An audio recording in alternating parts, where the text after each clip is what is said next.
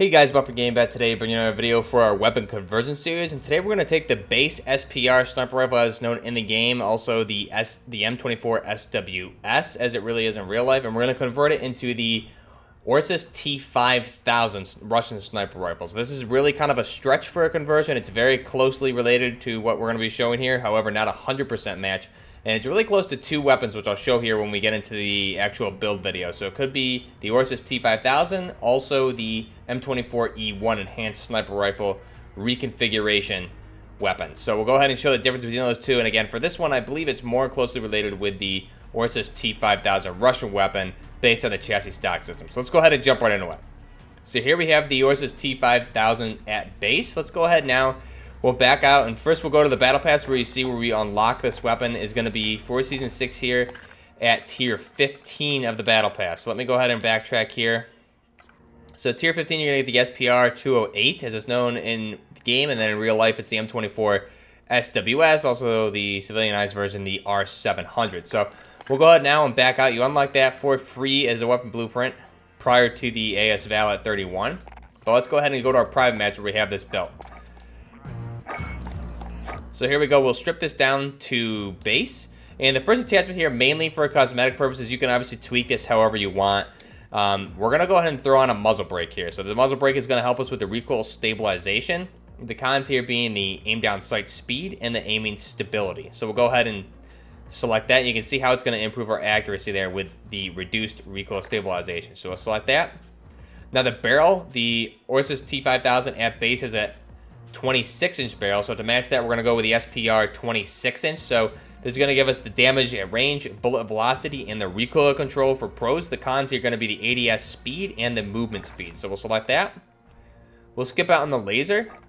Now for the optics, since this is in the marksman rifle category, we don't have a sniper optic here at base, so we have to use another attachment for that, which is unfortunate. So we have the Solo Zero SPR 28mm, and we're actually going to select the variable zoom, though, for this one. It just gives us a little bit better looking variable zoom to match kind of what we've seen on the ORSIS T-5000. It just looks a little bit more distinguished. Plus, you have the variable zoom toggle from 3.5 to 8 times zoom, so you're going to enhance your magnification level from 7 times with the base sniper optic all the way up to 8. So, and you have the ability to toggle between the two, which is definitely useful with this weapon, since it's really built for long-range precision marksmanship. So the cons here are just going to be the ADS speed, since we're adding the extra weighted attachment here with the optics. So go ahead and select that. You can see how that will increase our range. Now the key attachment for this build is actually going to be the stock option. As we've seen with a lot of the marksman rifles, the stock option gives us a whole new chassis system on this weapon, and all weapons actually. So we're actually going to go ahead and do the first one here, the SPR SP TAC, or excuse me, the XRK SP TAC 208 Unlimited. Or Ultimate, my bad. So, excuse me there, the 208 Ultimate. So this is actually going to assist us with the pros here being the aim down sight speed, which is going to be good for this weapon because we do have a long barrel on here. The other pro is going to be the aiming stability, which is always good with the sniper rifle or a marksman rifle. Now the con here is the recoil control. However, we've already made up for that with the muzzle brake, which will definitely assist with that. So we'll go ahead and select that. And then the final attachment here, we're going to want the ORSIS T-5000 at base. Typically comes when it's issued to the FSB with the 338 Lapua Magna round. So we're going to want to go ahead and select that. It's the final unlock here for the SPR, the 338 Lapua Magnum rounds at a 5-round mag. So you see the pros here are going to be the bullet velocity, damage range, and the damage. The pros here, or excuse me, the cons are going to be the ADS speed and the recoil control. So we'll go ahead and select that. Now, just to note here, as we see the final product here, the weapon is actually bugged, obviously. You've seen a lot of the videos so far by other creators, and I've mentioned a little bit myself, but the 300 Norma mags as well as the 338 Lapua rounds are basically make this weapon into hit scan, so it doesn't matter what attachment you use. You could even use as an integrated suppressor barrel on this weapon. You could use that. It's a shorter barrel with either of these two, either the Norma or the Lapua rounds, and you're going to have a hit scan weapon accurate out to 407 meters as measured by Jack Frag. So just keep that in mind with this weapon. Hopefully that gets fixed sometime this week because it is bugged right now. Definitely a pain to deal with in Warzone, but just keep that in mind with this weapon, especially in multiplayer.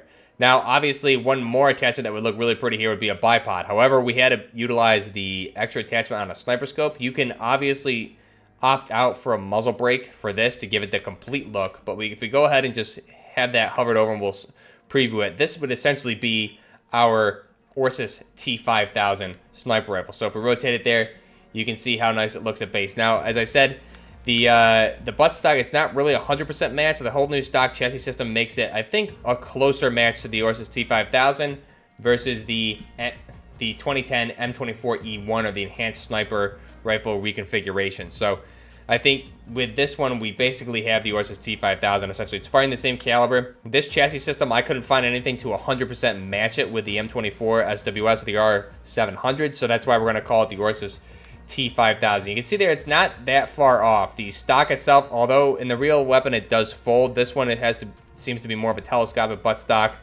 and the actual buttstock itself kind of matches up. We have the adjustable cheek rest there on the top. We have the butt pad, and you can see the only real thing missing is going to be the connection from the bottom of the buttstock, that angled 90-degree connector there at the base of that buttstock, where you would put that back bipod or stabilizer down on the bottom of the buttstock. Also, besides that, I think the chassis system, the handguard and everything pretty much more closely resembles the ORSIS T-5000 versus the enhanced M24. Now, we have obviously some major differences being the pistol grip and things like that, but for the most part, it matches up with the ORSIS T-5000 Russian sniper rifle. So that's the final design for this. Now, if we go ahead and look at what the camos look like, we'll go ahead and just select some, take a look at some Russian camos here, actually. If we look at the Splinter, we have the Autumn Dazzler, the Spetsnaz Red. And then we also have some nice Spetsnaz Fall camos here, which that actually looks pretty sweet on this weapon right there. That nice Spetsnaz Fall, or the canopy, there's it's called in-game, looks very nice. As well as the Warcom greens looks very pretty too. So just keep that in mind with this weapon. Again, we don't have the ability to put the bipod on there, unfortunately, but this is the final design here, the ORSIS T-5000. So let's go ahead now, and we'll jump into the gameplay for this weapon. And you'll see me using this just in a game here against bots. We actually end up getting a nuke, so oddly enough, it's typically don't really work too hard to try and get nukes against bots. I'll just try and rush and have more fun, but it ended up happening here conveniently. But nothing special since it is against bots. But in real life, you just see me showing off this weapon, really trying to use it in the role that it's meant for. All my engagements here, just based on the map, I wanted to switch up the map that we played on, but the engagements really aren't at too long of range for the most part. But you can also see, you will notice a hit scan with this weapon, unfortunately, since we do have the Lapua rounds on there. But again, they will be adjusting that, I'm sure, at some point. But to be honest, with this specific range that you'll see me engaging here on these 6v6 maps, I don't really think it's going to change at all with that. However, when we look at Warzone and we're engaging out to 200, 300, or 400 meters, then that's, I think, where you'll notice the difference for that. Now, if we look at this weapon, in real life, the ORSIS T-5000, as I said, it's a Russian sniper rifle. It's been in service since 2008, and it was first introduced in 2011 at a Russian exhibition weapons show showcasing new upcoming weapons. And this would be a upcoming sniper rifle, which is now adopted as of 2018. It is in service. So it's actually seen service in the Syrian Civil War as well as the Iraqi Civil War from 2014 through 2017.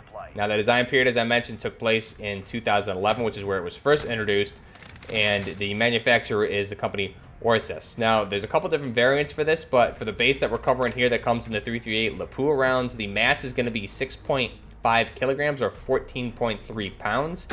The length is going to be 46.5 inches. And the barrel length, as I said, on the base, as we showed here, is going to be the 26-inch barrel, the 660 millimeters, which we have selected on this particular weapon. So the cartridges is where it gets interesting. It does take quite a few different cartridges, those being the 6.5 by 47 millimeter Lapua, the 7.62 by 51 NATO, as well as the 308 Winchester, same round, the 300 Winchester Magnum, 338 Lapua Magnum, which is what we're utilizing here.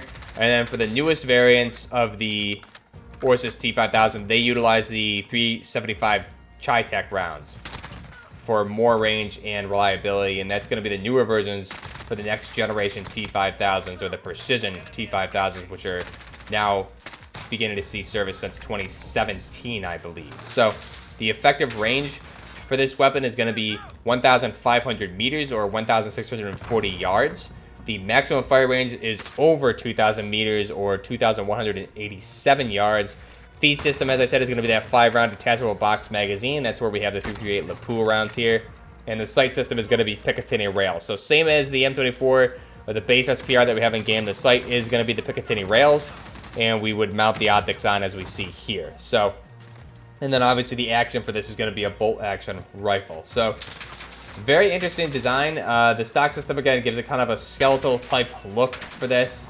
The buttstock in real life for the ORSIS T-5000 can actually be folded to cut down on the overall length of the weapon, specifically when transporting the weapon or carrying it around, and then the stock can be unfolded. On this particular version with this stock option for the chassis system, we don't have a folding buttstock, but we do have what looks like a telescopic adjustable buttstock. We do have the adjustable cheek rest there on the back of the buttstock, which is interesting as well. Very nice looking weapon overall. And as I said, comparing this to, I was trying to do my research on this and see which chassis system this most likely represented. I was looking at the M24 SWS as well as the R700. And the only similar one I could find would be the M24E1, or the enhanced sniper rifle, which is a reconfiguration version of that, basically modernized of the M24 to turn it into a more modernized looking weapon. And I would have showed that on screen already. It's also, again, a very similar look. However, I still feel it more closely resembles the ORSIS T-5000, mainly due we have just some distinct similarities or differences with the handguard length, the type of handguard, etc.,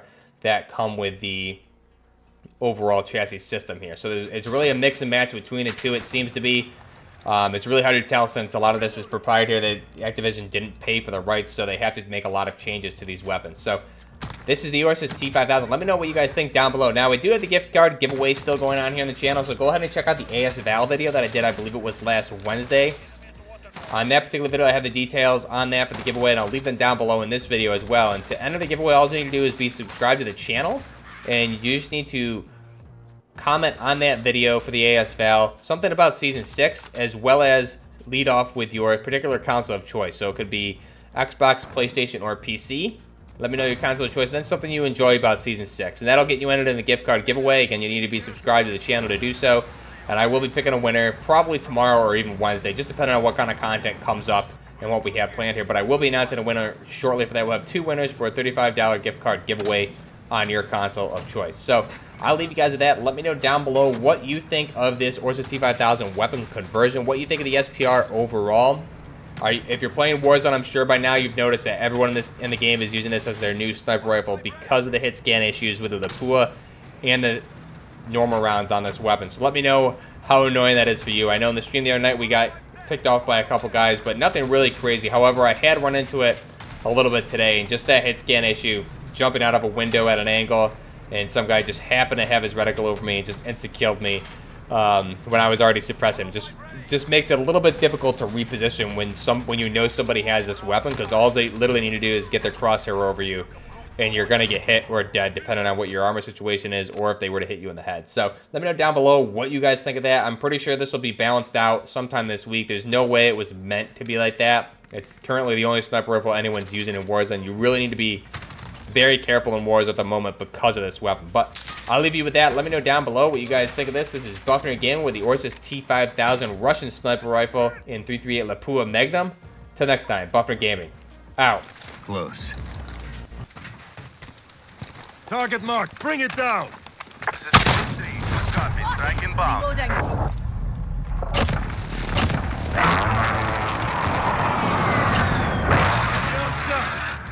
Direction. Failed to watchtower.